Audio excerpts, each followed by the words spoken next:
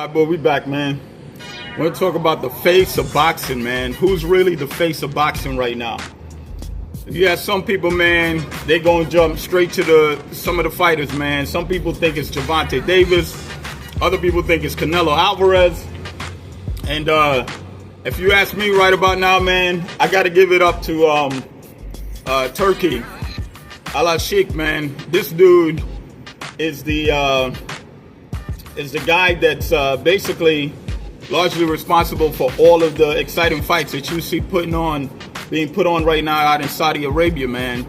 The Joshua versus Ngannou's, the Fury versus Usyk fights, all that big stuff that we've seen as of late, and a lot of the good stuff that we got to look forward to, man. Especially this September coming up, later this month. The dude's just doing it big, man. I think in a way he's somewhat of a godsend to boxing, man, because for so many years, man, here in the States, man, you know, Top Rank and PBC Boxing and Showtime and HBO and everybody that's been doing it over the years, you know, they've done a good job, man. But as far as, like, you know, televising and giving us pay-per-views of the boxing events, but I think what TURKI is doing, man, is a little bit more special, maybe a lot more special, man. He's putting a lot more entertainment value into the nights of boxing, man. When you look at it, the production, man, even right now, the fight that's coming up between Anthony Dubois and Daniel Dubois and Anthony Joshua, there's a commercial for this, man. Think about it, like a real, like a dramatic commercial. You know what I mean? Like, this is like not just like a 5-second or a little 30-second special to say, hey, watch the fight such and such a date. Nothing basic like that, man. You got people in there that's really acting. People in there, you know, they got I guess a British theme going on, so they're playing and singing some British music in there. But you got all the boxers, man, people that you don't even imagine would have, you know, find themselves segueing into any kind of acting, even though it's just for a promotion, right? It creates, in my opinion, a lot of range, man, for the boxers. Like, people, when they can see you in a different light, man, they can really imagine you doing bigger and better things. And I think the way TURKI is laying it out, not getting off too much on a tangent about the acting part, but the fact that he's exposing us to different ways of looking at the boxer. You know, traditionally we think of a boxer simply in the ring, man, you know, just or directly connected to sports at all times, you know, not in the sense of like, hey, man, this guy could be like the next superhero or the next guy that's gonna take on you know, like that Rocky role, you know, or a Michael B. Jordan role, you know, at least as an athlete, if nothing else, right? TURKI, in his commercials, he's exposing that boxers they're people too, man. They got range. They could do different things other than just fucking box. Like, you got to think about it. Like, 90% of what a boxer's doing with his time, it's probably not actually boxing. You know, like, everybody else is just going about their daily life when they're not at their job, right? And that's the same for a boxer. If a boxer is not in the ring or in the gym training, what the fuck is he doing? He probably like to surf. He likes motorcycles. He likes cars. He likes you know, to go, you know, boating, or, you know, I don't know, motherfucker might fly an airplane. Who knows? Whatever his interest is. Some people are singers. Some people like to act. Some people like to, you know, do construction or arts and crafts or whatever the hell, you know, it moves that person, you know. But yeah, man, this face of boxing thing, man, I think TURKI ALALSHIKH, man, he's doing an excellent job, man, just giving the boxers a lot more entertainment value in how we're presenting them. You know what I mean? How they're presenting these fighters, man. It's not just cut and dry. There's a fight this night. Buy a ticket, come watch the fight, which is really the main reason you want to tune in, is to watch the fight. But at the same time, man, I think he's elevating the sport, man, because the fights that are being put on are very competitive. They're very exciting.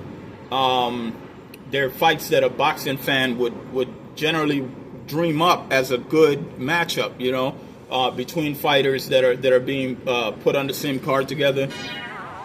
But at the same time, you know, for the people that are tuning in for that one night or for that evening, man, you're getting a lot more bang for your buck. It's not just you know, good commentating and some good action in the ring. It's like the promotional value, man. These guys are really stepping it up. They're making boxing like really exciting. It's like it's more eventful. You know what I mean? The way it's starting to look and feel the way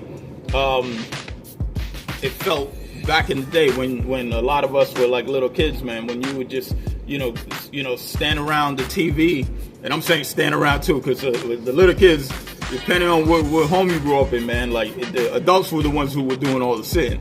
The kids would stand around or sit on the floor or like pull up an edge of a seat somewhere if you could fit in on the couch. But the little kids were usually they'll sit wherever they could fit in. You know what I mean? The adults were the ones that actually had all the major seats, the couch, the lounge chair, whatever, you know, whatever was really comfortable. The kids had to just stand around. But anyway, point is, everybody was glued to the TV, man. Because if you're watching a Mike Tyson fight, or you watching Buster Douglas, or you watching fucking whatever Holyfield, yo, you looking forward to that fight, man. You want to be there, you want to see it, and it was a big event. Nobody made plans to go anywhere other than the kitchen. If that was in between rounds, you know what I mean? That boxing itself was like a really major event, man. It was something that you talked about for days after the event, after the matchup, and you reflected on the fight. You know what I mean? Even if you didn't know how to articulate what you saw, what you were feeling about it, as a little kid, man, you would just be there. You know, this is for like the real boxing fans coming up, man. You would just say, "Damn, that was an exciting fight. I want to be like that guy. I want to fight like that guy." All after you finish watching the fight, because there's so much excitement around it, man.